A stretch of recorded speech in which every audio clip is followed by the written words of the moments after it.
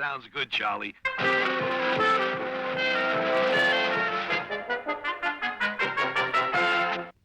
is it yellow? You're behaving like a pack of people. This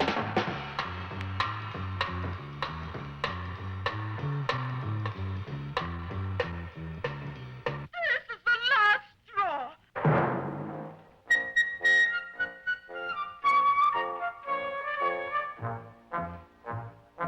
Okay.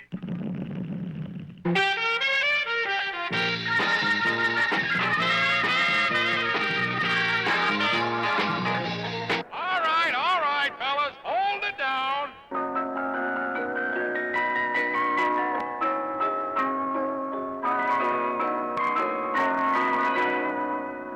Well, this is a nice way to wind up.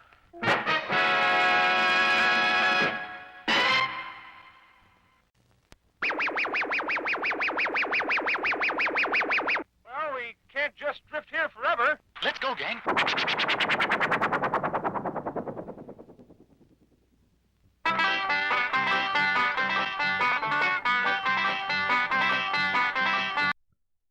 Hey-oh. Hey-oh. Hey-oh. Hey-oh. Hey guys, welcome to my not terribly neon lit office. I'm kind of redoing things and I can't, it's a pain in the ass to redo the wiring, so I can't do my normal fun lighting scheme because life is pain. So, let's see here. I fucking didn't even put everything where it needs to be on my computer monitor because I am a fucking moron. I'm an idiot. I'm a mook. I'm a Dudley dumb shit. That is my way. Right, shit. Okay. All right. So this is gonna be okay. So there's a lot of news today. There's a shit ton. We'll get into all of it, hopefully. If not, maybe we'll do a part 2 tomorrow. I don't know. I have a lot of work to do. So I'm just gonna like fucking barrel on through. I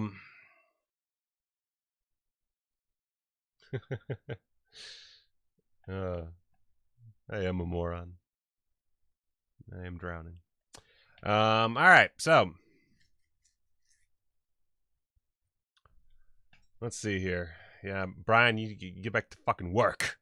All right, so first up, just gonna start with this because I'm one of the assholes in this scenario who reported on this. Luckily, I'm not an actual journalist, so I've got that going for me. And I think I mentioned that this was a big old maybe. And that it didn't affect the whole company, but just get in here real quick. Jerry Beck, he noted that well, he was taken out of context a bit by a lot of people, which, you know, not surprised, I gotta say. Basically, last time we talked about Warner Archive going under, and again, I think I mentioned it's only Warner Archive that I'm worried about. I'm not worried about like big movies anytime soon. I think we even talked about how Warner Archive, you know, is such a non-entity in the grand scheme of things when it comes to executive pocketbooks that I would not be surprised if things did not continue after a while. And it's not just based on what Jerry said and, you know, was maybe too quoted on, but a lot of it has to do with like what we've seen recently with them like closing down the old store, which all of these things have like other explanations, but it does feel like there's like a little movement towards the outs, so to speak, which isn't a real phrase or anything, but anyway. So Jerry Beck, wow, I blew up the internet. Looks like a little response I made to a cartoon fan wondering if Daffy or Tweety's anniversary would be celebrated on DVD or Blu-ray has blown up and gone viral. So first of all, anyone claiming that Warner Brothers is planning to phase out DVD and Blu-ray beginning of 2022 has taken my words and blown them way out of context. So yeah,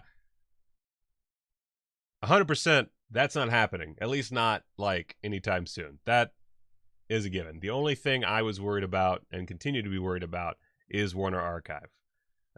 We're still going to get our fucking, Green Lantern 4Ks or whatever. That's not a problem. So, says, that's wrong. He doesn't work for Warner Brothers. He works freelance as a writer or consultant in their home video group. Oh, also the ousting of so many of the major voices behind Warner Archive. That's what really set me off thinking, oh, well, this is pretty fucked in the long run.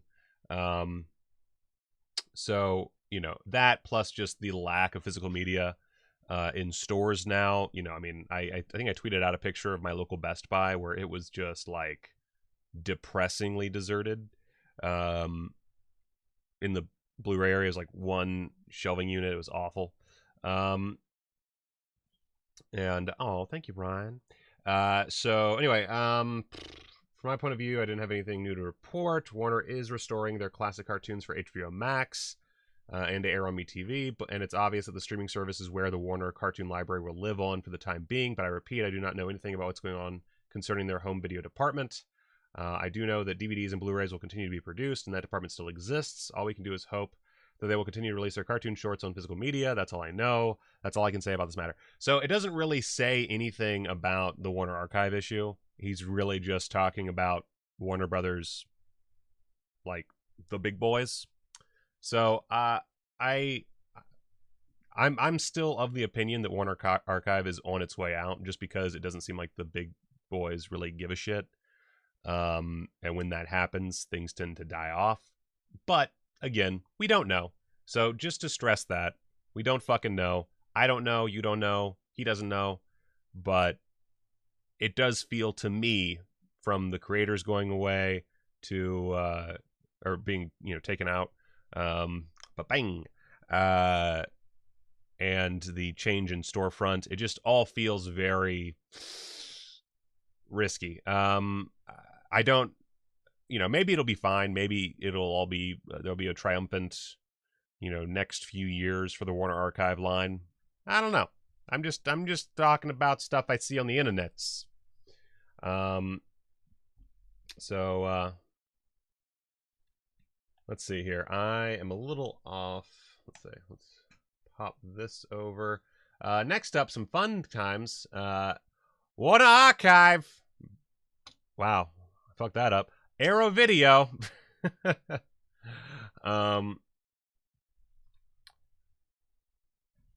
So they announced they released this thing. It's a train. New announcements are coming. Join us this Friday for our July title reveals. I will probably, depending on how big of a deal it is, I might report on it on Friday and just give an extra video. I don't know. But it's a train. The immediate thought process is like a Terror Train 4K. I don't personally need that in my life, but that's a good option, I guess. It could, I don't know, train things. I don't fucking know. I don't know. Wow, it's okay. I guess they could have the UK rights to a muck train. That's possible, and it does look like the train from a muck train, aka Beyond the Door 3.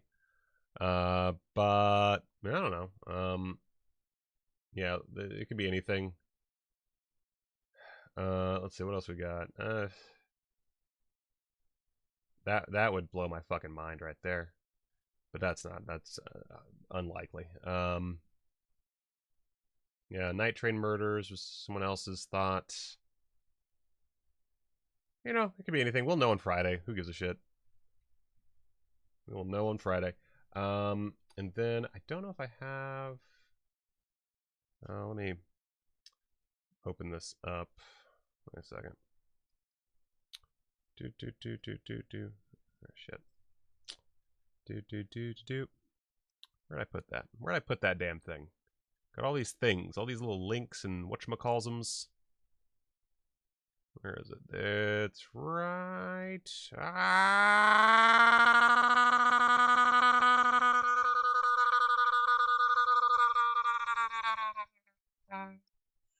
God damn it! Where the fuck is it? Oh my god. How do I survive? Sorry, I wrote the script on my, fucking... There it is.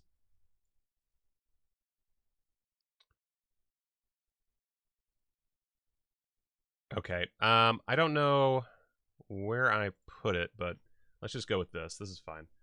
Someone did find a card for Daimajin, I think? I'm pretty sure. Unless I'm mixing this up with other pieces of... Oh, right. So... God damn it, that's the other thing I forgot. There's so much news that I'm, like, drowning in it. I'm fucking drowning in it. Alright, so...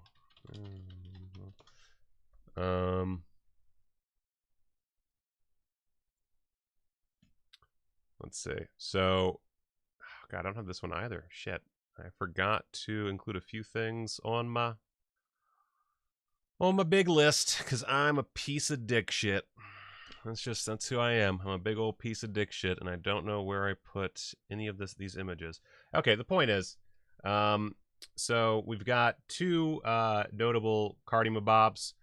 First off, someone spotted a Daimajin, but also, as Down the Discs reported, Kim Newman let it slip in a deleted tweet that Arrow is working... Where's my cursor? Arrow is working on a UK Daimajin Blu-ray release.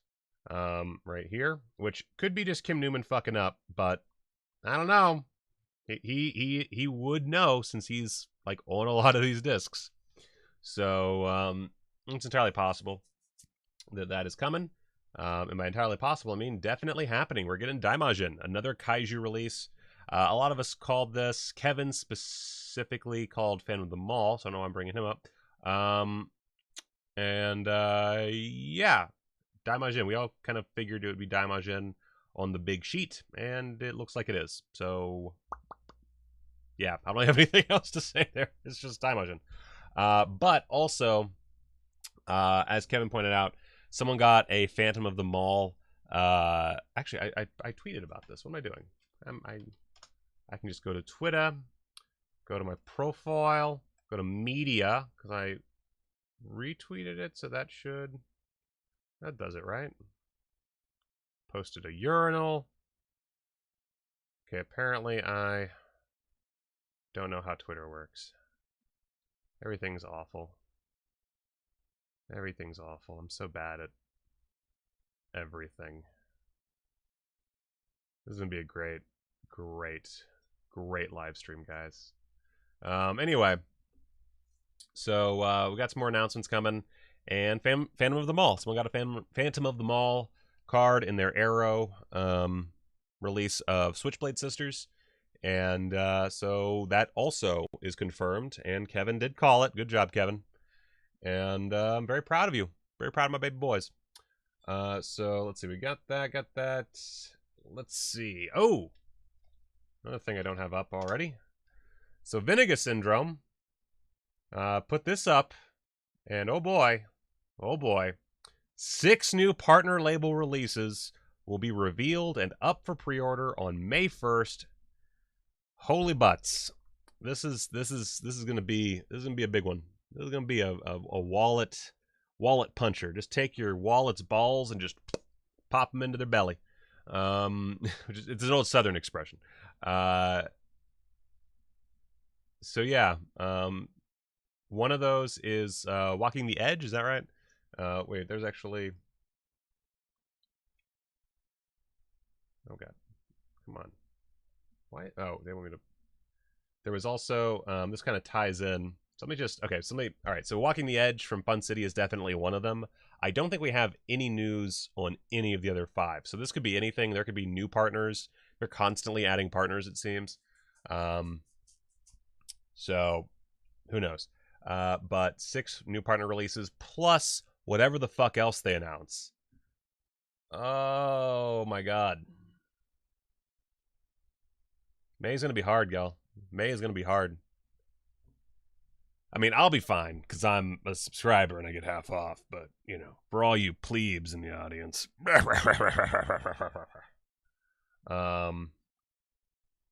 So, anyway. So, Funcy Editions is giving Norman Meisel's Walking the Edge its worldwide Blu-ray debut, restored in 4K from the original camera negative. Sister Hyde created the slipcover art. Look at that. Very fun. Very nice. Got you Robert Forster. Got you Nancy Kwan. Got you Joe Spinell over here looking on creepy, being a map. Just being that map. And there's also a trailer that they put that was exclusive to Rue Morgue, apparently. Yeah, so this is the only news is that we've seen a slipcover and there's a trailer.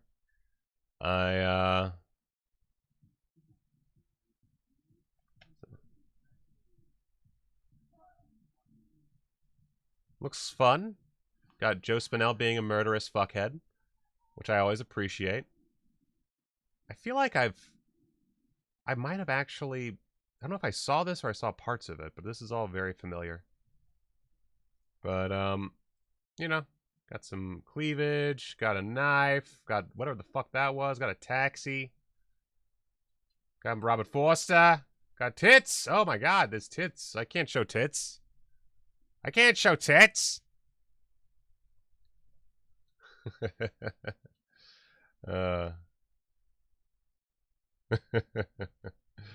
I love you guys. All right, so, all right, also Arrow. I forgot about this.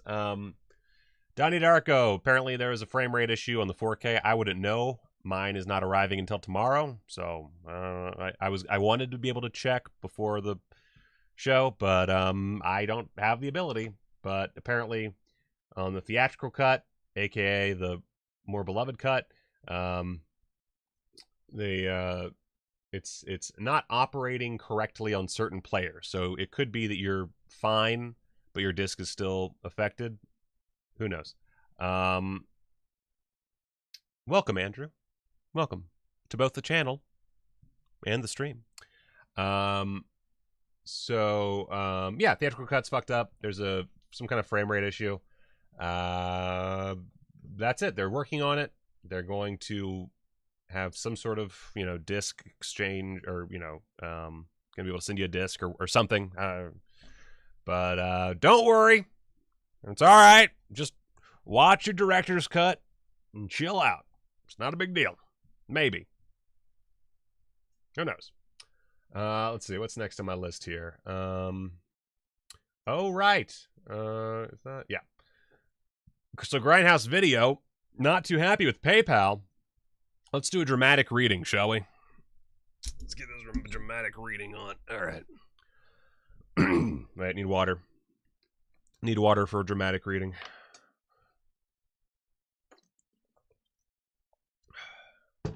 Here, let's get the full performance view. All right. Let me pop this over here. Am I still in focus? All right.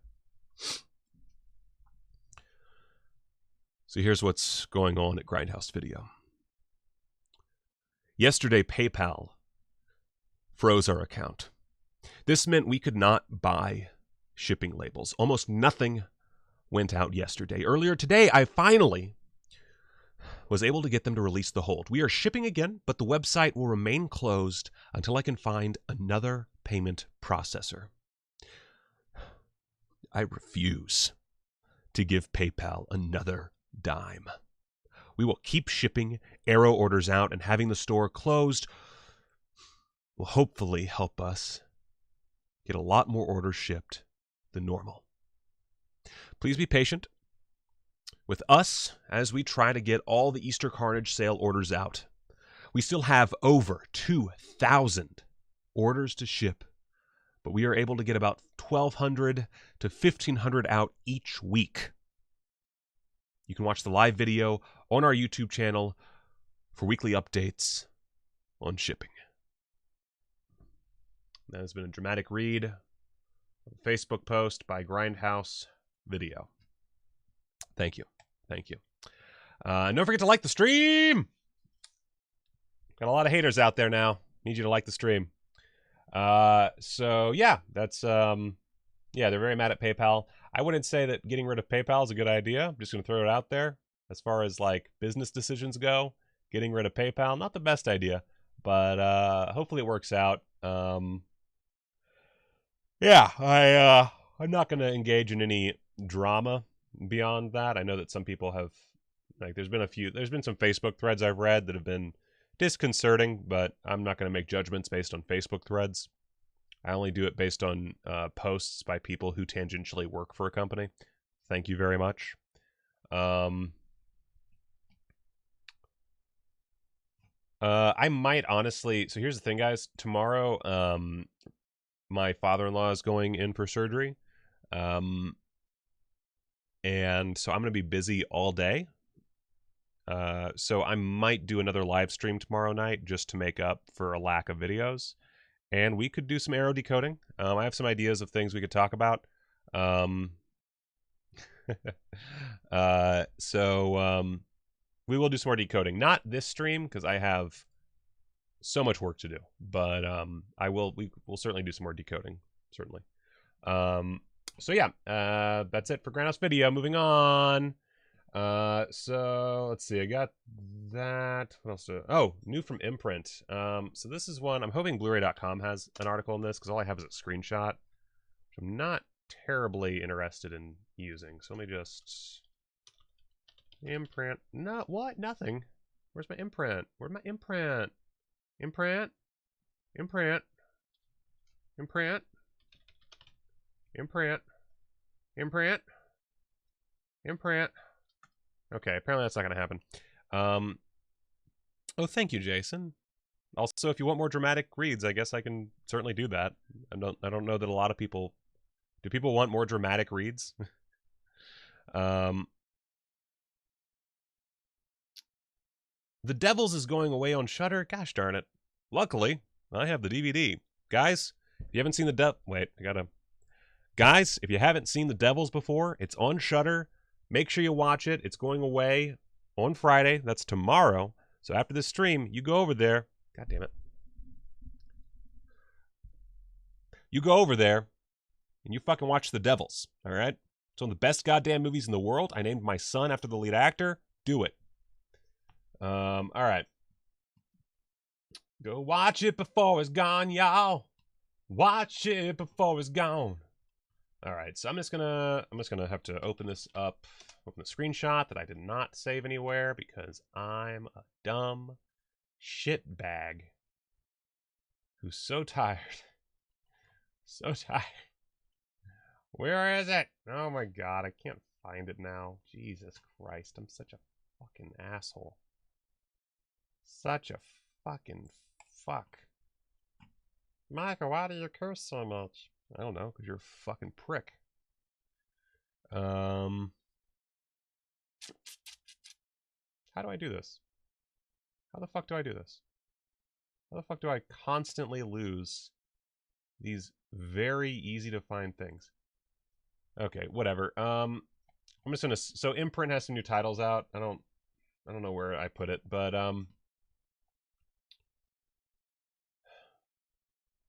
will we ever get the Uncut Devils? I mean, it exists, so should be able to at some point. I just don't know when. Warner Brothers will get off their fucking dicks. Anyway.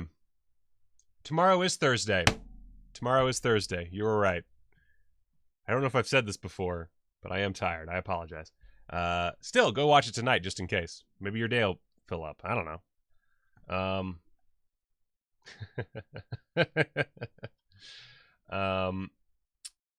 The Imprint titles, Brian. I can't find the thing.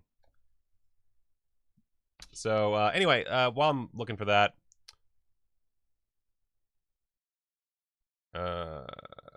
brain. Oh, Imprint releases Friday. Well, no, but it doesn't matter. We'll talk about it next time. That's what we'll do. We'll talk about it next time. So Martin got a little thing down the discs, put an update, so grain of salt. And this was given to us by Diggum. We know that because his little thing is in there. Oh, Matt done goofed. Okay.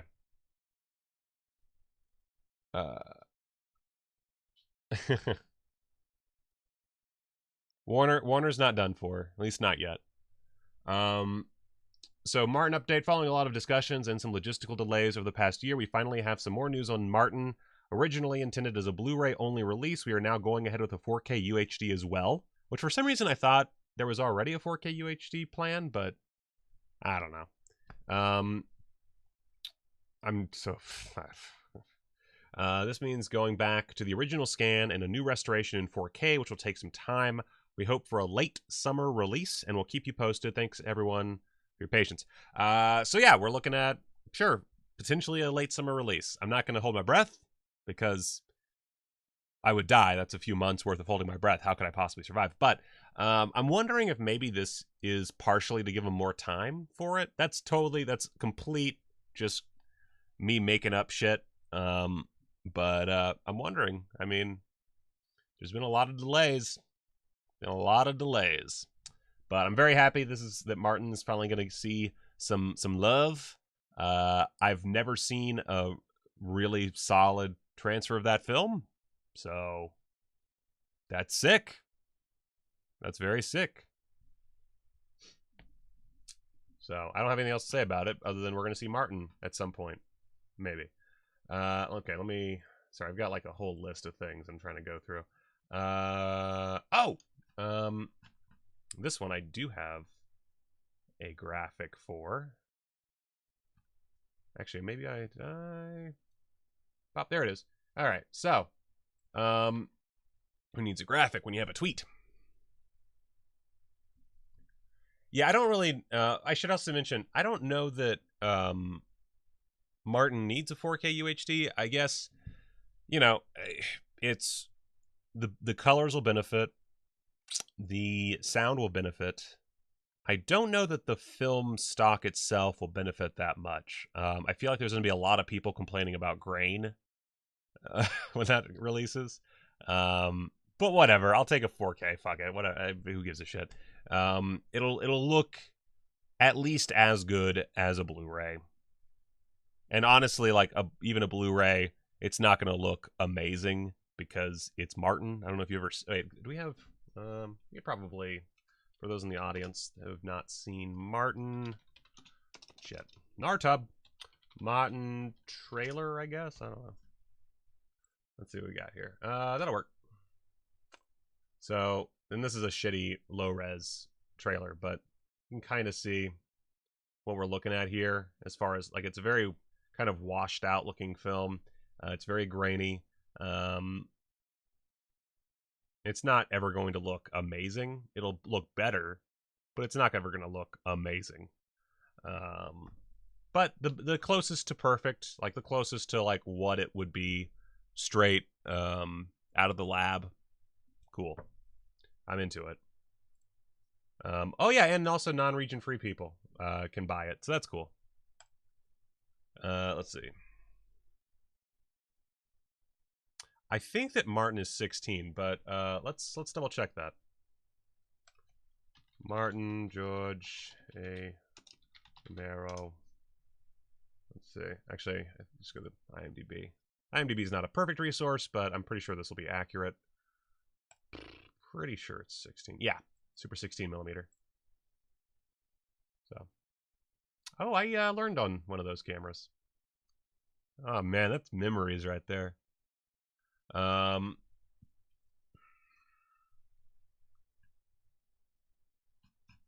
Let's see here. And then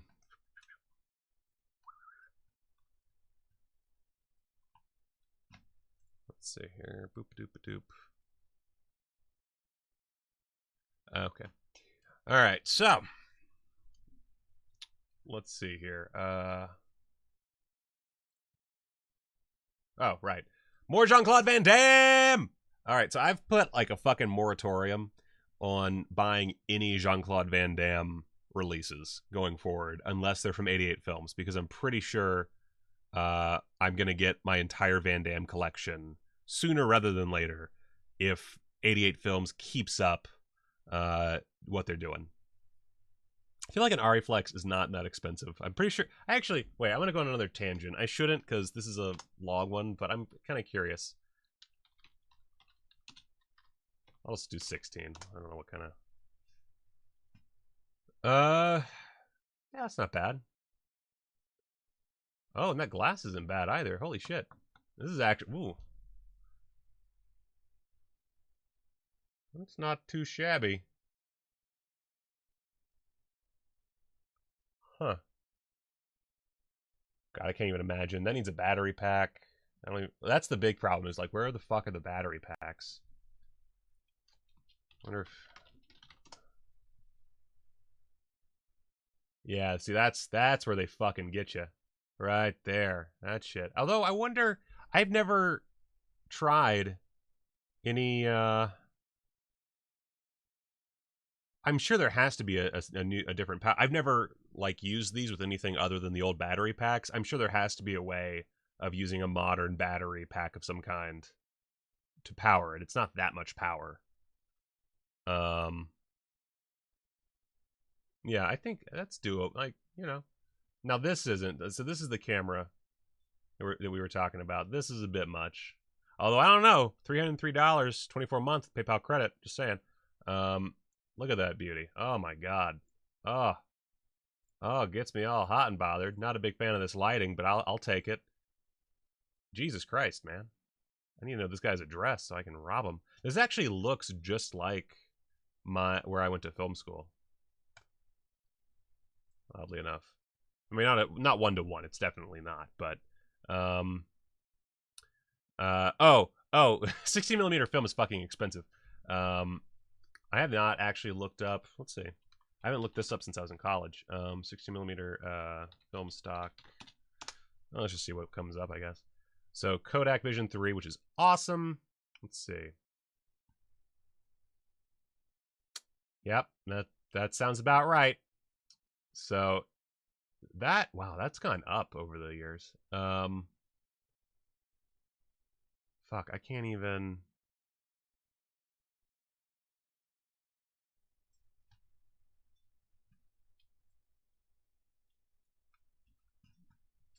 Yeah, that's where I don't know that I could ever actually afford to shoot on film unless I got like proper brain. What's my fucking mind? Proper budget. There we go. If I got a proper budget, I could. And shooting on 16 would be a fucking great experience. Pain in the ass. Here's the thing. I don't actually like when people talk about film over digital, I do like if I could, I would shoot on film, 100%. But we are at a point in time where it really doesn't fucking matter. It's more of an aesthetic choice than anything else at this point. You know, there's like a certain, like the feel, like either the feel of the film going through the camera sort of translates into the image, and it does have a natural grain structure that means a lot. But when it comes to storytelling, at this point, cameras are so good that they really don't matter. Let's see. As far as this, I don't know anything about this camera. Let's see here. I'm assuming this is a wind-up. Let's see. God damn it. Ah, god damn it. This looks like a wind-up. Oh, I don't see a winder. I can't. Wait, is that? God damn it. I don't see where you wind it. Am I just being dumb? It doesn't matter. The point is, I actually have a Bolex 16mm wind-up camera, which you could attach a battery to. Actually, come to think of it, it doesn't shoot for very long. I don't remember what size mag it takes, but it's not very big. And I don't have a lens for it, so I would need that. It's not a wind-up. Okay, I just don't see. Oh fuck. Okay, I see. Okay, I got you. Okay. That's pretty cool. Oh yeah, when it comes to stills, it's like a whole different thing. But for filmmaking, yeah. Yeah, people wouldn't care that I got. Although some people like they'll hear that you shot on film and they'll like attach some kind of like romance to it when like everything was shot on film. Like fucking Cool as Ice was shot on film. It doesn't really matter. But well, that's just to open it up right there. But he just said it was a battery operated. As I said, I don't know anything about this camera, so I guess I could have like looked around here, and that would have. I like that it has. I would love to do animation on 16. Although the second that comes back over or underexposed, you fucking slap yourself in the balls and die.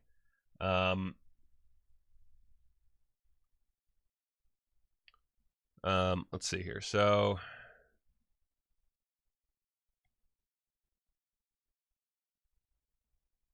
that's not a limitation of digital. I don't know what the deal is with. I mean, it also depends on the camera and the chip, but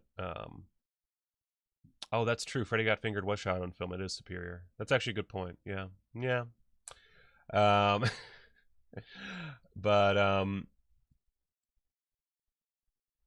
yeah, newer movies don't have as much deep blacks in the frame. I don't know what that is that you're noticing. I also don't watch enough newer movies. But you know, part of that's color processing. Color processing, Jesus Christ. Color grading. God damn. Fuck. So tired. Brain. Oh, and then someone asked, CR asked, would you recommend film school? Yes and no. I think that you can. Wait, let me just move off this page for a second. I think that you can. I'm doing such a great job of keeping up with the news, by the way. I think that film school really helps as a jumping in point. Like, I actually learned most of what I know by doing rather than going to film school. But I did learn on film, which was very important. It helped me kind of, what's the word I'm looking for?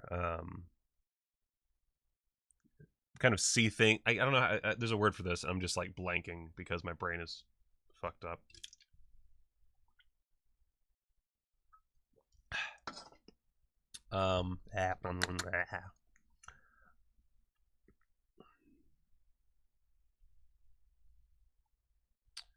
Oh yeah, you have. I mean, yeah, you got to be skilled. Film is not for bitches. But film school is certainly useful in giving you a different perspective for everything. If you don't, like, obviously, if you don't know jack shit, it's going to be helpful. And it forces you to actually do the work. Whereas if you're just like watching YouTube videos or taking a fucking Skillshare class or something, you know, A, they're not necessarily qualified, and B, you're not going to be like held to task for it. So that's important. I'm glad I went to film school. I wish I'd done more with it, honestly. I feel like I didn't really do as much as I could have. I think I was also working at the time, so it was just fucking school. I also went to a tech school. I went to a 2-year school. I went to Trident Tech in Charleston, South Carolina, which was great because they were very old school. We had some very smart dudes working there. Frost Wilkinson was my lighting teacher. He worked on the Prowler of all things, and I marked the fuck out when I learned that. Eli Roth said it was a good place to make mistakes. That is a big part of it. Is, you know, you can usually like. Oh, it is spring wound? Okay, fuck you. You son of a bitch.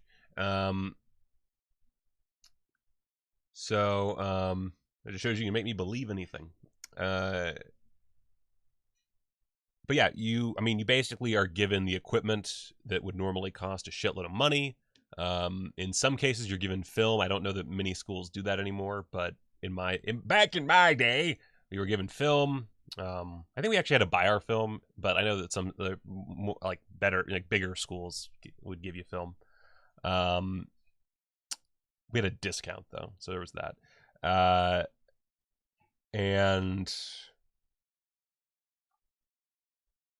sorry, I'm super distracted because there's a lot of stuff happening outside my office right now.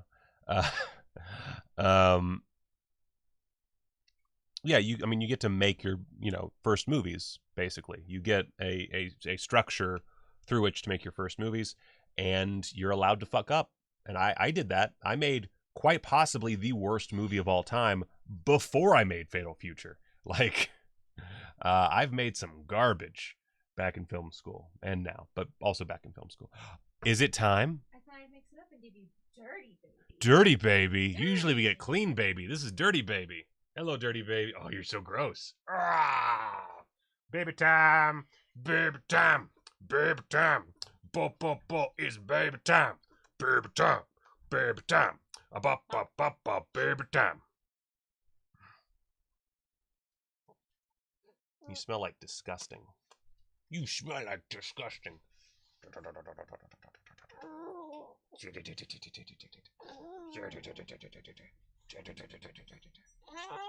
Oliver.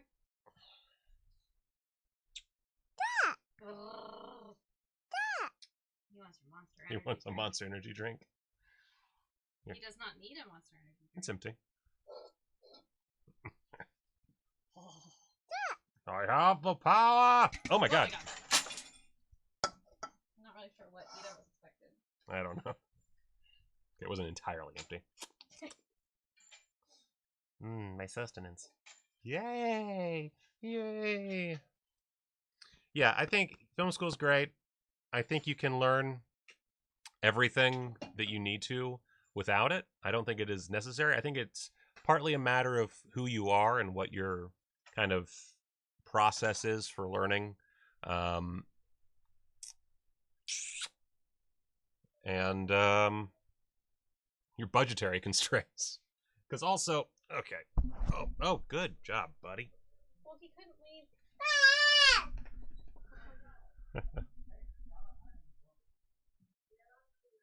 Go ahead and close that door.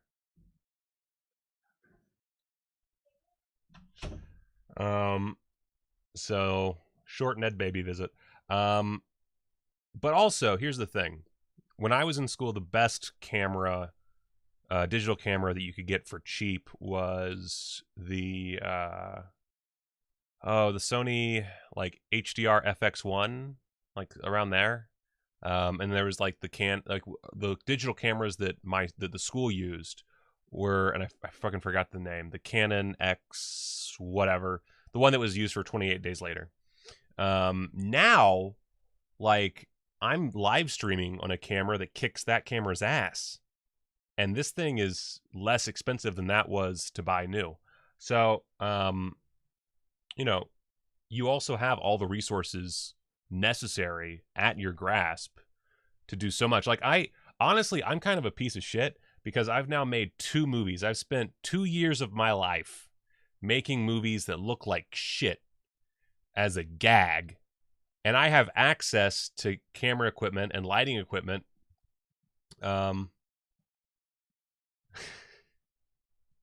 Yeah, Josh, I am very bad at that game. The XL2, thank you, Jason. When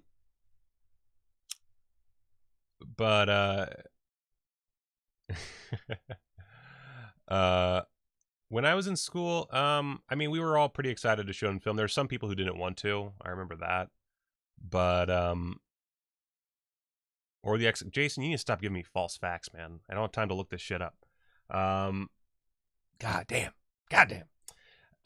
But, I mean, people were chill shooting on digital. They sucked ass at it. I know that. We had a videography class that was a lot of fun. It was at night, and we had the entire school to ourselves. And there were like no other classes going on for the most part. I think it was like a 7 p.m. class.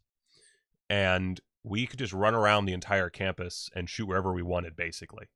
And essentially what happened was the teacher would send us out with these cameras, and we were tasked with doing like a certain number of like certain things with the camera. So like, for example, you know, use a low frame rate, use a high frame rate, you know, that kind of thing. And while the other student, we were divided into groups. It was the same group every class. And we were sent out, and the other groups would just like go and they would do these specific things. And we actually, you know what? Let's just do a quick fun thing. I'm so off topic. Let me see how much more. Okay, after this, we're going to get back on topic, but I do want to show you something. This is really stupid. Give me 1 second. I got to log into Vimeo. Did I log in with Facebook? I don't know. Yes, cool.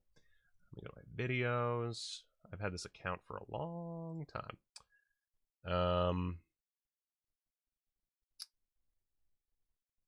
And I don't... Okay, so... this is... Wait a second.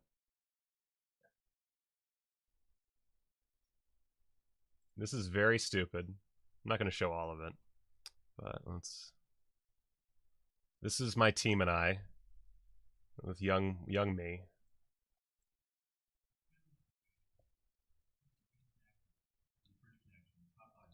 This is the cringiest shit.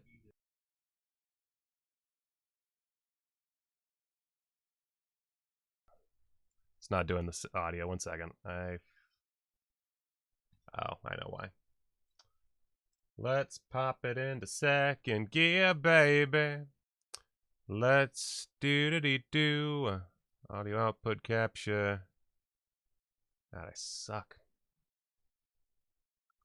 Oh, wait, I can just...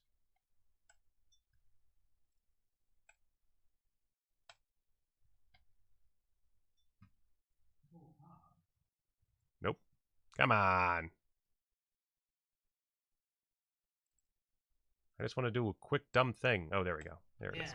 I know what you mean. It's kind of like how Daniel Day-Lewis really became Daniel Plainview and There Will Be Blood. He was just there. He was in the zone. Exactly. I mean, everything from the, the milkshake. This is the cringiest college stuff. Where they're building the track, everything. He was Daniel Plainview. But it was madness. But could he be a velociraptor? Also, I was like the only one willing, or the two of us were like the only ones really willing to act much, and we were just always doing this dumb bullshit. Of course, he could be a velociraptor. Look how big my head was. Totally be a velociraptor. I guess it still is that big. He's Daniel Day-Lewis. I mean, he does the process. It's the it's the method actor process. It's what we do. What do you mean we? So you're a method actor now? You're part of the club? You have the skills that these grade A actors do? As a matter of fact, I am a method actor. I can do all of it. I played Othello, all right? I played fucking Othello, all right? I know the process. I know how to be a method actor. I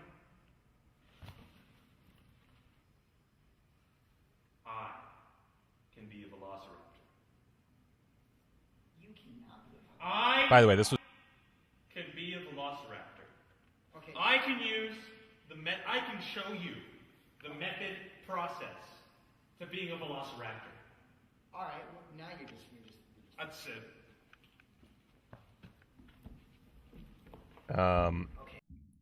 So this has some copyrighted music on it, so I'm gonna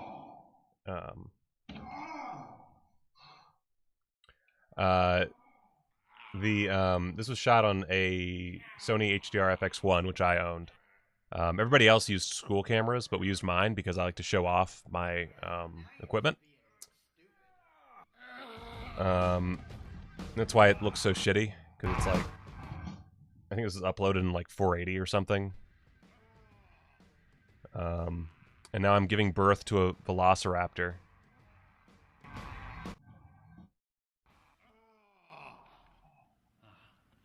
And I had this idea. A lot of these were my ideas as well, which doesn't say a lot of good things about me. See the egg? This egg. Oh, there she is. Anyway, so I pretend to crack open an egg with a pin, and then I eat the egg.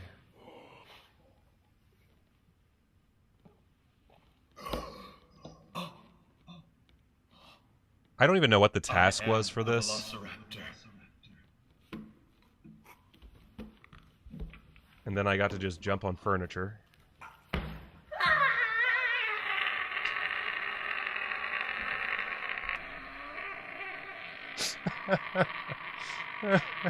Nice taint shot.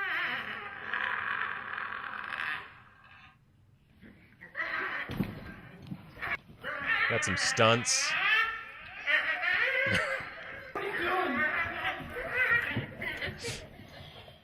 And that's my velociraptor. What are you doing, man? Knock it voice. Dude, don't you do it. $5. You knock the shit off right now. Stop it. Dude, what? Yeah. So that's the kind of shit we made. That's the shit. And yeah, and we had more. Let me see here. We had one where I fuck a Coke machine. We had one. I don't know what this one is. Yeah, these were awful. These were really terrible. And I got better. Here's my reel from 2019, which is pretty alright. It's not amazing, but it's alright.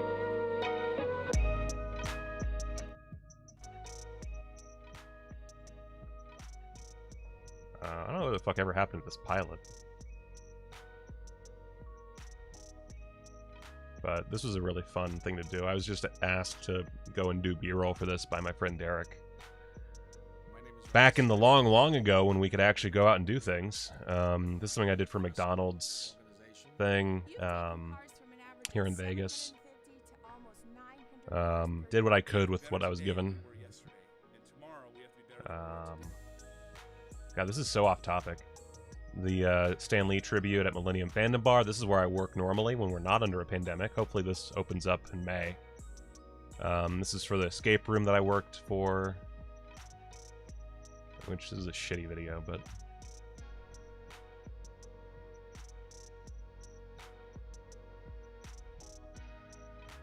yeah. I don't know. I feel like such a fucking... God, it's so stupid and embarrassing. But yeah. I didn't have a great reel. I still don't have a great reel.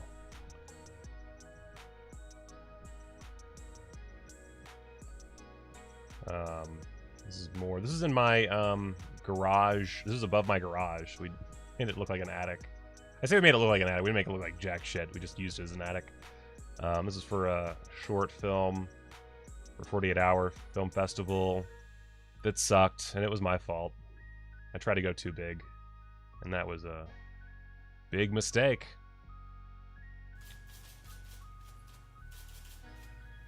Back to escape reality footage. I don't know why I ended it. Oh, right, because I said the end. Yeah. But, so I got better, and I learned a lot from film school, but a lot of what I wound up using was just me going through the motions for years and failing. I think a big thing is failing. You gotta fail. That's important. If you don't fail, you're never gonna learn anything. So, you know, like people like, I think they're afraid of failure, especially now when you put everything online. But you gotta fuck up a bit. I've fucked up a lot, like a lot. Oh my god. Anyway, back to the shit we're supposed to be talking about an hour into this goddamn live stream. So let's see. Could have taken that time to like grab some of these things, but I didn't. Oh, right. We were talking about Jean-Claude Van Damme. So In Hell and Cyborg are coming from 88 Films. I know we've had other releases of Cyborg. I don't know that we've ever had In Hell on a like solid Blu-ray release. But I'm into both. Gets me hot and bothered. I'm into it. And then let's go over to Eureka. Sometime. In Hell is really good, by the way. I haven't watched it in quite a few years, but yeah, that's some good shit. So we've got a few new releases. I don't think we talked about this, but Wild Search, Buster Keaton Collection, Our Hospitality Go West in College, and The Millionaire's Express, all reasonably priced. Not a whole lot of special features, but Wild Search, which, by the way, Chow Yun-Fat, so really all you need to know, buy Chow Yun-Fat movies. But archival interview, brand new audio commentary by Frank Dang? Dang, Frank! Yeah. and has a limited edition O-card slipcase, limited to 2,000 copies. I like a good Chow Yun Fat joint. Buster Keaton, this is a Masters of Cinema series release. Their Masters of Cinema series is so good. But any Buster Keaton movie is worthwhile. Just to learn. Actually, that's another, like, if you want to learn about like shooting action and like basic camera tricks, not even basic camera tricks, but like in-camera tricks. Buster Keaton's always a great place to go for that. It's a 2K, 4K, and 2K restorations for those. New audio commentary by silent film historian Rob Farr. Earlier shorter version of Our Hospitality presented with optional commentary by Polly Rose. A video essay by Patricia Elliott Tobias. New audio commentary on Go West by film historians Joel Goss and Bruce Lawton. Video essay by John Bingston on Go West. Video essay that's 28 minutes long by David Cairns, called A Window on Keaton. The actual short film Go West. College, a video essay by... There's a lot of stuff. Holy God. A 55-minute Buster Keaton documentary. Just so much. Oh my goodness. That's pretty sweet. That's pretty sweet. Yeah, I'm going to buy the shit out of that. I'm going to buy that so hard. And then Millionaire's Express, Sammo Hung. Sammo Hung. So I feel like I really need to get my tech channel up, because I feel like that's something quite a few people in here want me to do now. Yeah, directed and by and starring Sammo Hung, one of the greatest men in martial arts cinema history. Limited edition, 3,000 copies. Did I pre-order this already? I might have. I don't remember. I'll have to check. So you got 4 versions of the film across 2 Blu-rays, all presented from brand new 2K restorations. New artwork, blah blah blah blah blah. Limited edition bonus disc featuring the English language version of the film originally prepared for the international theatrical release, and a new cut prepared exclusively for this release that combines footage from the original theatrical and extended cuts of the film to present a hypothetical complete version, which we saw in one of the 88 films Jackie Chan releases. I don't remember which one it was, but one of them. And yeah, Cynthia Rothrock, the wonderful Cynthia Rothrock. So, let's see, Cantonese audio. Wait, were there any, like... Wait, okay, hold up. So the complete version, all the tracks. Ah, here we go. Brand new feature-length audio commentary by Frank Dang. I don't know how to say his name. Brand new select scene commentary by actress and martial arts movie icon Cynthia Rothrock. I kind of wish it was full commentary, but I'll take select. Brand new commentary by Mike Leader and Arnie Venema, whatever. Brand new interview with Cynthia Rothrock. Archival interviews with like everybody. Trailers. Cool. Sexy shit. Sexy shit. I kind of skipped over the drama talk. I was going to talk more about the PayPal thing with Grindhouse Video, but I just didn't feel it. I was thinking I'd come up with like some gags or something. I did do a dramatic reading of his Facebook post, so I guess technically we did have some drama there. Also, I got sort of canceled on Twitter, so there's drama for you.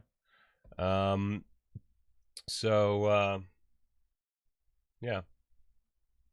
Awesome. I'm really excited for this release. Really, really excited. So, let's see. What's next on my big list? Oh, shit. Why is that open? Go away. Go away. So this next one... Oh, god darn it. I went to the wrong window. Shit. So, Kino is putting out Delirium. I think we might have talked about this briefly at one point, but I don't remember. Oh, that makes sense, Film Illiterates. I'm being stupid. That would make sense. Like, I would love to hear her thoughts on the whole film, but it would make sense that she would only talk about her scenes. That's a good point. Work telling me to do stuff. Shit. Big old titties. Right off the bat. Just right in your face. Be issued on Blu-ray on June 29th via Code Red. In conjunction with Kino Lorber. 1987 Italian giallo, also known as Photos of Gioia. Blah, blah, blah, blah, blah. Daria Nicolodi and George Eastman. So that's pretty sick. Interviews with Lamberto Bava, George Eastman, Gian Lorenzo Battaglia, and art director Massimo Antonello Gelling. I feel like I say his name all the time. Vintage interviews with the director Lamberto Bava and actors George Eastman and David Brandon. Gioia, played by Serena Grandi, is a buxom centerfold. See here. Working for Pussycat magazine. In such a profession, having an admirer or two is expected, but Gioia's new admirer is a vicious killer. He murders her fellow magazine models, one at a time, using a variety of twisted implements of death. Gioia is the lucky recipient of a collection of photos, each with murdered bodies, arranged around posters of her. Good for her.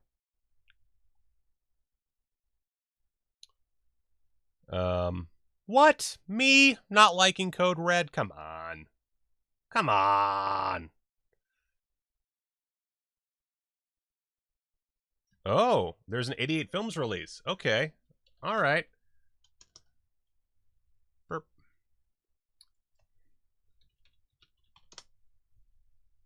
So there is. Look at that. Fuck yeah. Well, looks like I know where I'm taking my business. Sick. Thanks for pointing that out, Matt.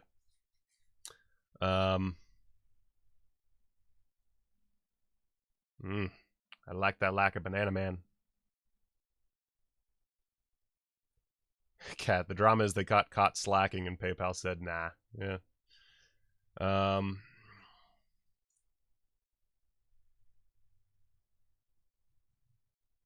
Oh yeah, the Half-Life to Black Friday sale is going to be in May. Does it demand respect, Cat? I don't think it does. I'm going to put that over in a separate window so I remember to look that up. All right, so. Oh, right, I was looking for a thing. So I can cut that. Oh, yeah, I guess I didn't check to see. How far back did I go? I went far back. Holy shit. Also, Blu-ray.com's back. Feels good. Feels good. Oh, this is what I was going to talk to at the end, so I'll just go through this now. So there's a Babadook 4K coming from Second Sight, which I think we might have talked about it coming to 4K, but we didn't talk about all the details they just put out. So it'll be available on June 21st. I think you all probably know what the Babadook is about. If you don't, I guess watch the Babadook. Babadook. Let's see here. New 4K master, produced by the original post-production facility, HDR10 presentation of the film, new audio commentary by Alexandra Heller-Nicholas and Josh Nelson, some interviews with like everybody, all new. That's pretty dope. And then we have Monster, Jennifer Kent's original short film, some featurettes from I assume the old release, and a 150-page hardback book with new essays by a bunch of people, including Kat Ellinger, who, you know, is having fun in her sub-basement. Collector's art cards. This is pretty cool. It's Region B locked. The 4K, however, is, of course, region free, so you got that going for you. And it's a Second Sight release, so it's going to be sexy as hell on a shelf. So, I gotta say, I'm not a huge Babadook fan, but I don't have it in my collection, and it is a movie that I could use in my videos. So, I might have to pick this up. And even reevaluate it. I only ever saw it once. And I thought it was good. I just was, at the time, it was like super, like just everybody was just chugging on this thing's balls. And I thought, you know what, this is pretty good. You know, that's it. Maybe it will have gotten better over time. I have no idea. But Jennifer Kent, very, very talented woman. And yeah. I actually have another movie first I need to... for newer one I need to talk about at some point. So, let's see here. What's next on the big old list? We got Delirium. Oh, there's some Kinos going out of print. I think this is, yeah. So I got some screenshots because I didn't feel like finding it on their Facebook page. So these are the ones that are going out of print. Nightingale, that's the one. I'm getting to it. I'm getting to it. Oh, I'm getting to it. Okay. All right. So, Audio Sabata, Avanti, Biggles Adventures in Time, everybody. Biggles Adventures in Time is going out of print. This is not a drill. Biggles is going out of print. Birthday Party, Blame It on Rio, The Blue Racer, The Burning Bed, Celtic Pride, Charlie, City of Industry, Clambake, Deranged, FX, that's a must-own. Frankie and Johnny, The Holcroft Covenant, The Indian Fighter, The Indian Runner, The Monster That Challenged the World, Night Kill, Not as a Stranger, Original Gangstas, not an amazing film, but a Larry Cohen film, so you should probably buy that. Platoon Leader and Soldier Boys, The Return of Sabata, The Satan Butt, which is Return of Sabata you should get, Sinbad of the Seven Seas, Savage Weekend, Spellbinder, Stone Cold Dead, Tales of Terror you gotta get, Trapeze, Twice Told Tales, which is a DVD, if I'm not mistaken. But definitely, maybe you should get that. The Way West, The Whales of August, The Wilby Conspiracy, and Yongari, Monster from the Deep. Bunch of stuff that I did not grab. Fuck. Fuck a duck. And it's buck. Let's see, what's next? Oh, right. This one I do have a thing for. So, Paramount Presents is releasing another 48 Hours. I don't really talk about Paramount Presents very often. I still haven't bought any of their stuff. But, July 6th. Which will also come out the same time that the original comes out. I don't know why it's another 48 Hours is the headline. So the 48 Hours duology is coming out on Blu-ray from Paramount Presents with new 4K remasters. The extras are sparse. Very sparse. So there's that. Yeah. Cool. Cool. 48 Hours. I don't know if anybody's not seen 48 Hours, but it's one of the best goddamn buddy cop movies of all time. Oh my god. Excuse me. Woo! Oh, Saving Silverman's coming to Blu-ray. Jesus. That's cool. I haven't seen that since I had cable. Yeah, so if you've been putting off buying FX, do that. It's going out of print. Alright, so what else we got here? Babadook we talked about. I don't know. Let's see here.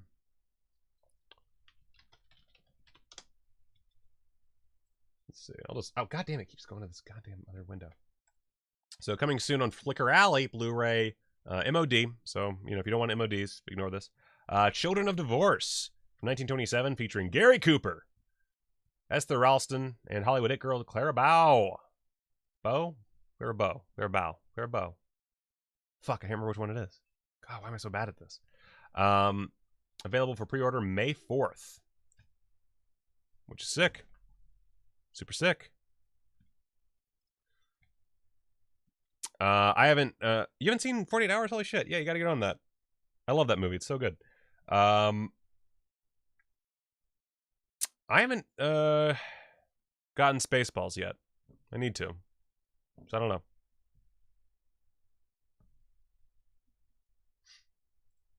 I wonder, actually, you know what?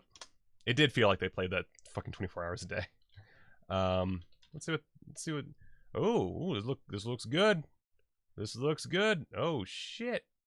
Look at that. Oh, my God. Let's see.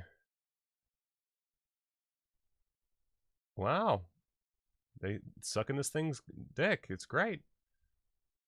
Plenty of special features. I think they're all archival. Yeah, but still. Highly recommended from Blu-ray.com. So, cool. Just $23. And it can be yours! Alright, let's see here. You've never heard of 48 Hours? What the heck is going on?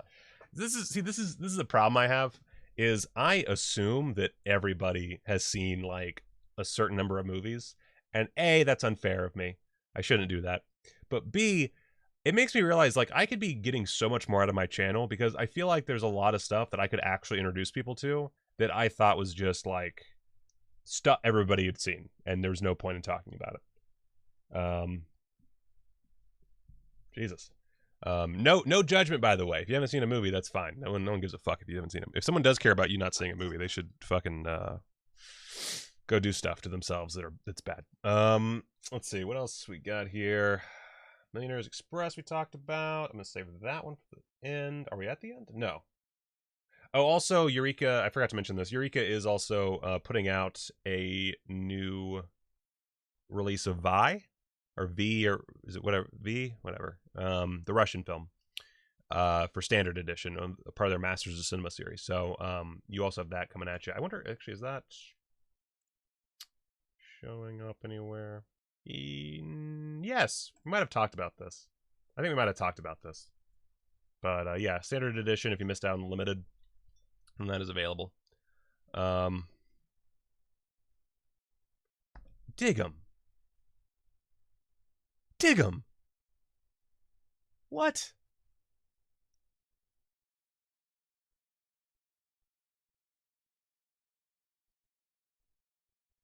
Wow.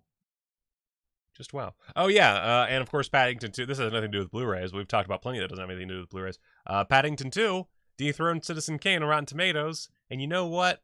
While I 100% believe this is Rotten Tomatoes finding a way to get in the news, I'll allow it because I find that hilarious.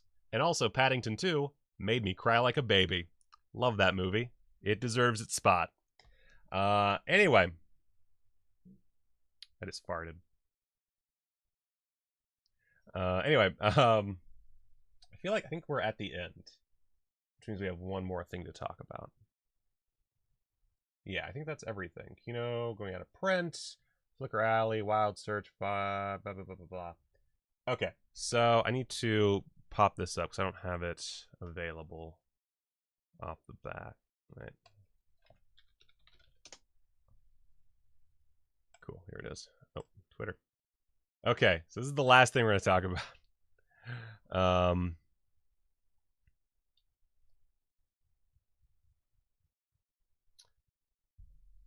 Let's see here. Pop. All right, so this is interesting. I like stories like this because this is drama right here. Turns out the new Criterion edition of Fast Times at Ridgemont High is cropped, and the timing has resulted in pale flesh tones. As per DVD Beaver, who I trust. So, yeah, this is Universal's Blu-ray, and this is Criterion's Blu-ray. It does seem a little desaturated. I will say the reds look a little bit more natural here, but wow, that's a big difference. Okay, now here, yeah, like he looks dead. He looks like he's dead. Wow.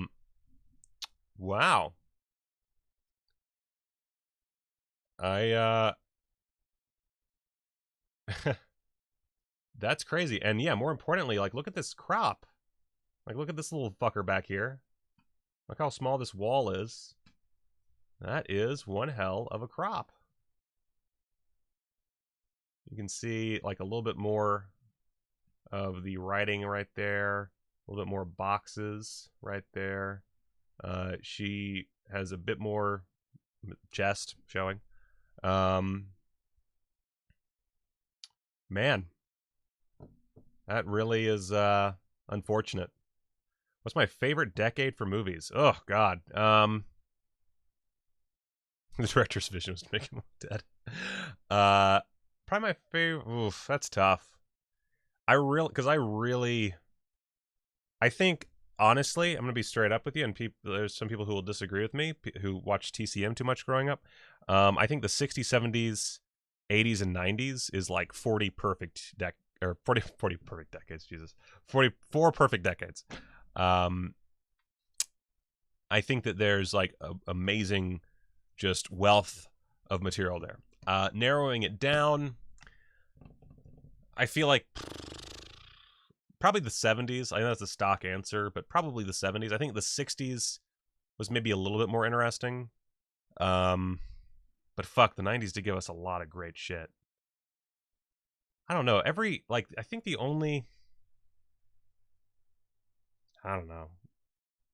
I guess if I was to base it on how many of the movies I love are from a given decade, it would be the 70s.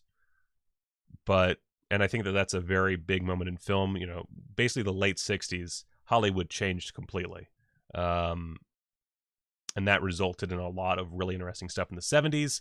And that all got fucked in the ass by directors like Michael Cimino with Heaven's Gate, making studios antsy. But, like, it's a amazing time period. Yeah, 70s. I think every decade has, like, from the 20s on, every decade has something going for it. I would say maybe the 50s might be the worst. Maybe. I mean, that's not even saying it's a bad decade, but I would say if I had to rank them, I'd probably put 50s dead last, with 70s up top. But, like, it's just great. I got that screenshotted for me. It's in their Facebook page. I don't know. I couldn't find it immediately, so I just used the screenshots like a lazy piece of shit.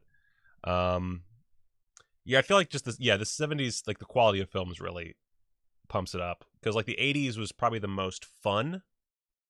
But there's also a certain, like, hollowness to a lot of it, and it resulted in some interesting films. But I would say 70s, which does feel like a stock answer, but I don't know. You know, the 30s is great, 40s is really solid, 50s is good, 60s is a fuckload of fun, 70s is like just fucking knocking them out one after the other. 80s is wild and just chock full of all kinds of shit. The 90s is probably the most underrated decade. And then, honestly, the 2000s, these last 2 decades have been amazing. People always harp on about how I like a piece of skin, like dead skin. What the fuck what's going on here? Jesus. But the last 20 years have been amazing. Check Discord? Okay. Oh, God. Let's see. Uses an original framing chart for 35mm and 185. While it appeared that the older transfer was zoomed out slightly less, our version is 100% accurate to the chart. Furthermore, director Amy Heckerling had not been involved in any aspect of the older transfer, but did approve this framing, coloring, and all other elements of the Criterion release. Oh, I fucked that up. I did this backwards. Official Criterion statement: we set up the framing using an SMPTE framing chart for 35mm and 185. While it appeared that the older transfer was zoomed out slightly less, our version is 100% accurate to the chart.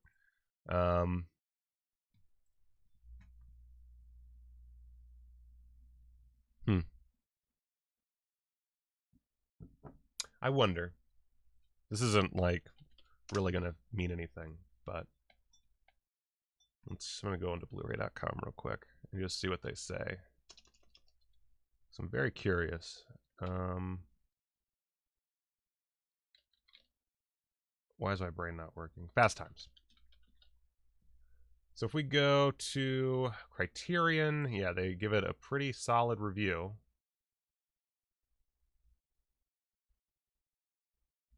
And then, let's see.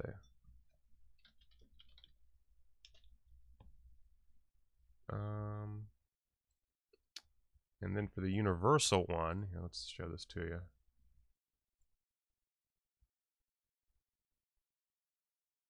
Let's see.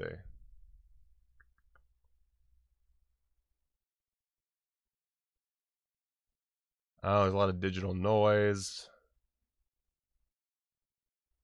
I don't own this release, so this is good to know. While colors look suitably robust and lifelike throughout the presentation, the overall image is fuzzy, soft, and rarely incredibly appealing. There are a couple of notable exceptions, one of them being the brightly lit poolside scene, blah, blah, blah, blah, blah. Here we go. Somewhat surprisingly to this reviewer, the screen caps uploaded to this review actually look at least a little better than the film really does as it plays, something that isn't always the case when extracting a frame. Here or a frame there. A lot of these issues are no doubt endemic to the source elements, but this is still pretty sad-looking Blu-ray. It's interesting. It's very interesting.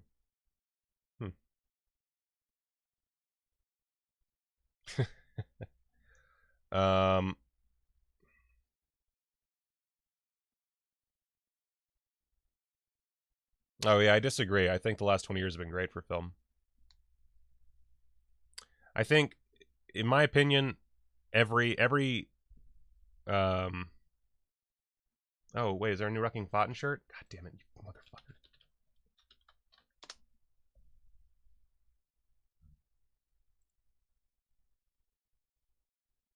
Oh wait, their site's not up. Let me go to their Instagram. What we got here? What do we got? Oh my fucking god.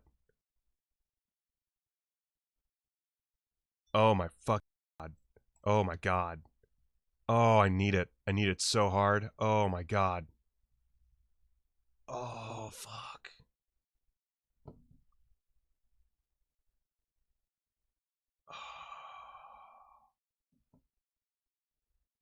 And there's a Frankenfurter one. Oh, fuck you. Yeah, they're getting my money. They are getting my money. That is 100%. They're getting my money. Get my money.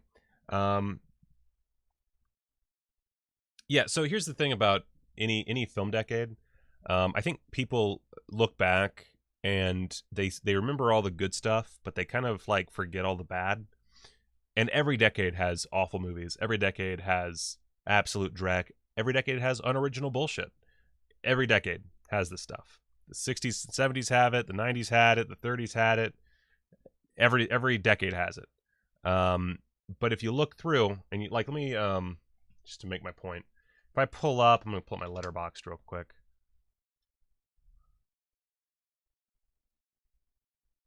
Yeah, blockbuster movies kind of suck a lot, but although I will say this, as much as it's probably not what I'm supposed to like, the MCU is a lot of fun and is a really staggering achievement. If you really look at it, like if you like back up a little bit and just look at it, while I have a lot of problems with that series, it's an achievement. And there's been a lot of interesting choices made in blockbuster cinema. Not all of them great. There's been like the need to franchise has really dragged a lot down. Mortal Kombat's the most recent example. Let's see here. I have so many fucking lists. Okay, so I made a top 1,000 film list that's not available to anyone yet because I didn't finish it. Also, apparently, I've watched 99% of my list. How am I always forget? I always stumble across movies on Letterboxd that I have seen and even loved and have not checked off. I don't know how I do it.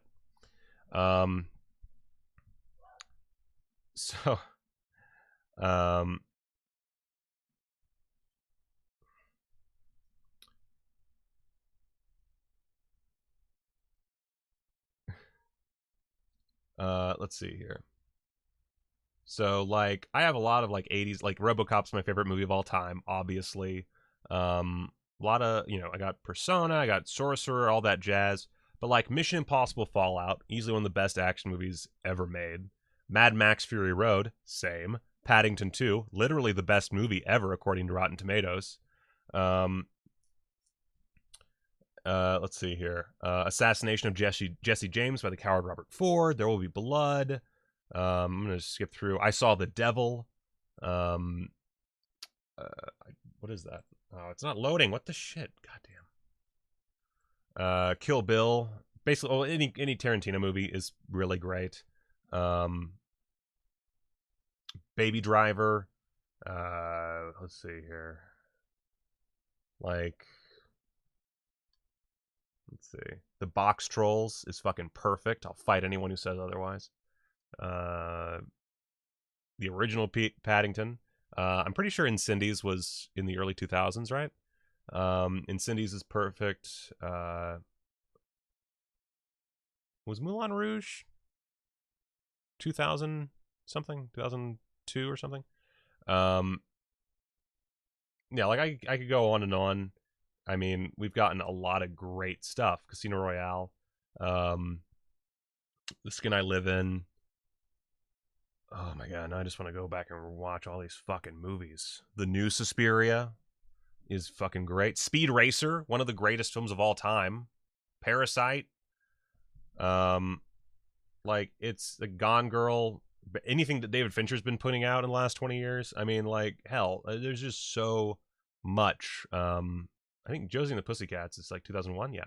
Josie and the Pussycats. Like, so there's a ton of, and that's just like me going over a few that happen to be on my list.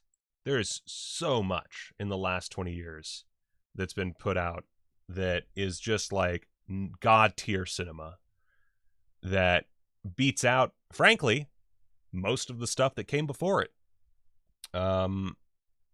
So I think that, you know, we have a certain rose-tinted view of previous decades because we can kind of select. We're not living through it. You know, the last 20 years, most of us, God, it's 20 years, Jesus. Most of us have lived through it, and so we're getting like hyped up for all these movies that then fail to really impress us. But that's always happened. It's always happened. Yeah, Cabin in the Woods is good. I would not call it the best Evil Dead remake because that is called Evil Dead, which is one of the best horror movies to come out in the last 20 years as well. There's so much. I like, and some of it I don't remember if it came out in the 90s or the 2000s. Some of it's Sicario, really anything Denis Villeneuve has done.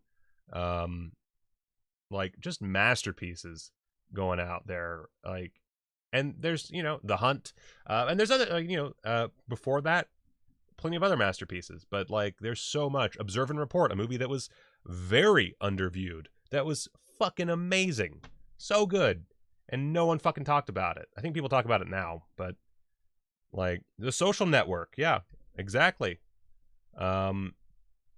You know, it's part of it is a matter of just evolution. Like, who said that? Matt says, I missed the properly low budget independent films that were all over the 90s and earlier.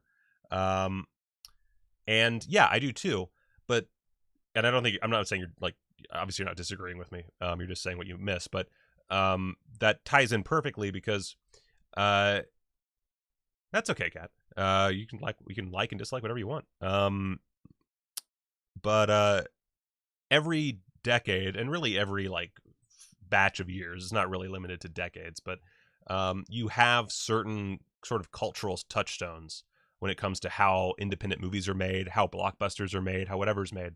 And that also informs how you look back on those. You know, I miss the indie flicks of the 90s as well, but there's also indie flicks now. Like, now filmmaking is so not simple or easy, but it's cheaper. It's so much cheaper to make a movie that you can go out and you can just find a great movie. Now, you can also find a lot of shit.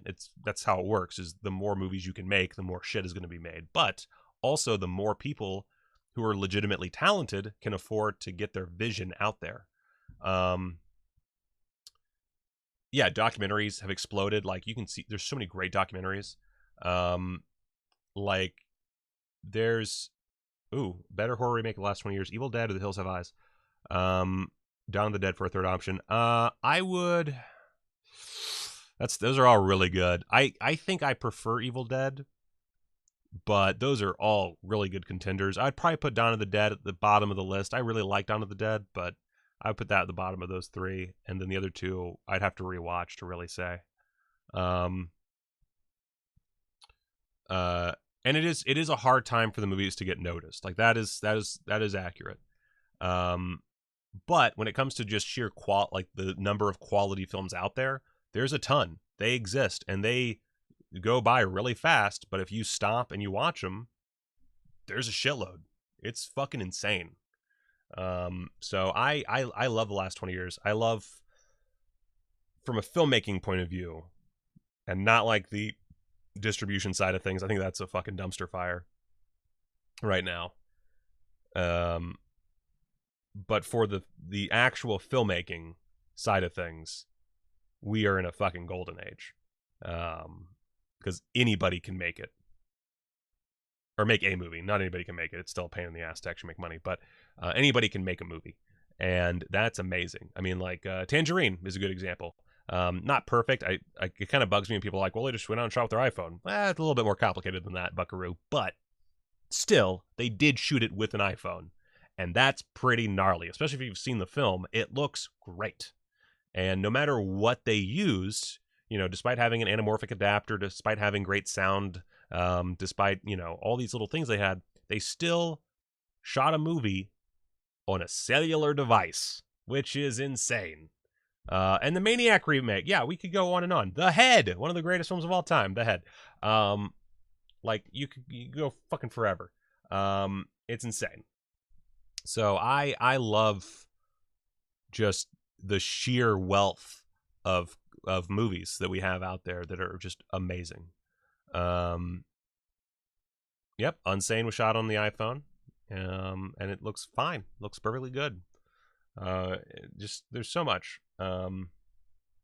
Yeah, anyone can make a film, but no one can make a living. That's true. Yeah, it sucks. One Cut of the Dead. Yeah, it does suck, and but that's a whole other issue. When it comes to just quality, we're doing great. When it comes to filmmaking as a way of like a job, as a profession, as a way of life, less so. You know, I could definitely not make any money as a filmmaker, and I have not made any money as a filmmaker. I actually just got, I guess someone bought The Head on Vimeo recently, and so I got a massive payout of, I think, $250 from Vimeo, which cool. That's great. Yeah, so I love movies, and we've never had a legitimately bad decade in cinema.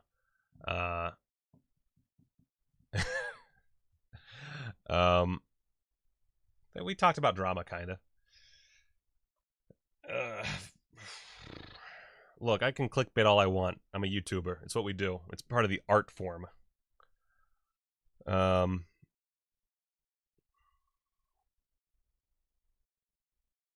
to think if anything from the past 20 years can top something like Apocalypse Now or maybe The Godfather.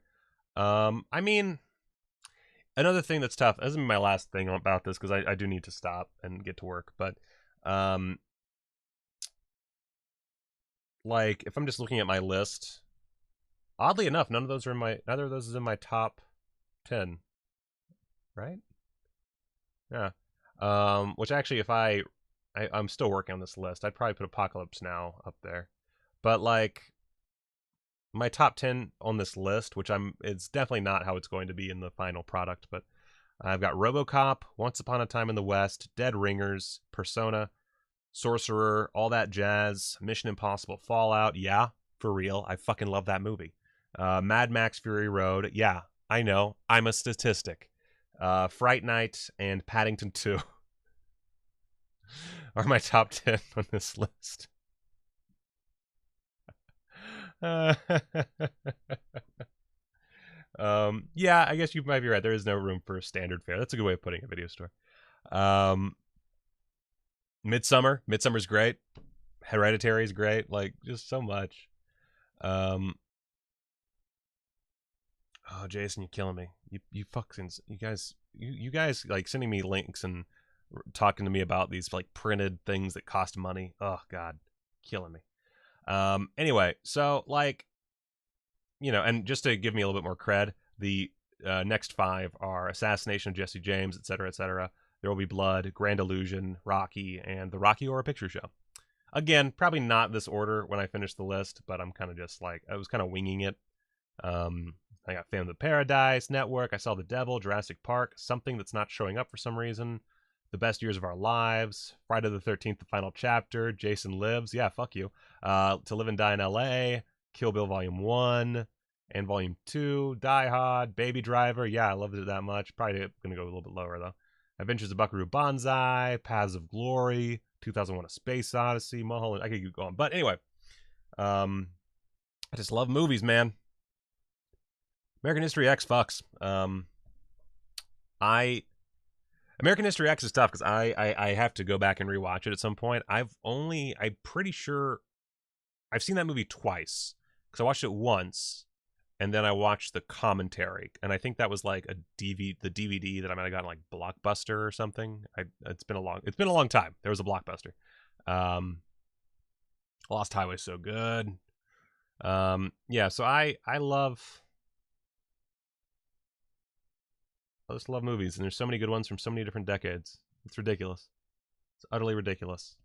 Fucking Peeping Tom, My Life as a Dog, Texas Chainsaw Massacre, Bad Boys 2, Bad Boy Bubby. Evil Dead over there subscribing, so good. Anyway, I could go on and on. I think I'm gonna do another stream tomorrow, like I said at the top of this one, and I just want to talk about stuff. So please, if you have any suggestions, leave them in the comments for what you'd like to hear me to talk about. Yeah, I'm almost done with this fucking month, and then next month I'll make do on all my promises from this month because I fucked up so bad. Oh, and as far as I'm gonna look more into this Criterion thing because like if you compare these two stills, by the way, like it really does look off. But I'll give them this much. This does look more like a camera negative than this does. And while I don't think the still version looks particularly good, I will say this as well. They noted in the Blu-ray.com article or review that the screenshots for this version looked better than the actual moving film. And so the same is entirely possible for the Criterion release, but swap it. And also, if this is like the open matte version, and this is fucking balls. If this is the open matte version, and this is the intended crop, which I have to assume if the director approved it, which it could be that she just doesn't give a shit. I don't know. I doubt that. But if it's the director-approved version, then there is every chance that this is actually how it's supposed to look crop-wise. I'm not entirely convinced by the color timing, but to be entirely fair, I do have to see it in motion. So, Jeffrey Combs on Joe Bob on Friday. Huzzah. Oh yeah, Room with Brie Larson. I think I gave that like a perfect score back when it came out. Is it a Twitch stream? No. Well, I might be getting Streamlabs Prime or whatever. In which case, I might try simulcasting or whatever. We'll see, but it will be on here no matter what. Talk about Labyrinth and Bowie Bulge. I might just talk about my favorite movies. I don't know, but either which way, we'll do that tomorrow. I need to end this because I have again so much work to do, and it is already 7:38. Fuck me in the butt. So with that visual in your minds, thank you so much for watching. I'll talk to you tomorrow.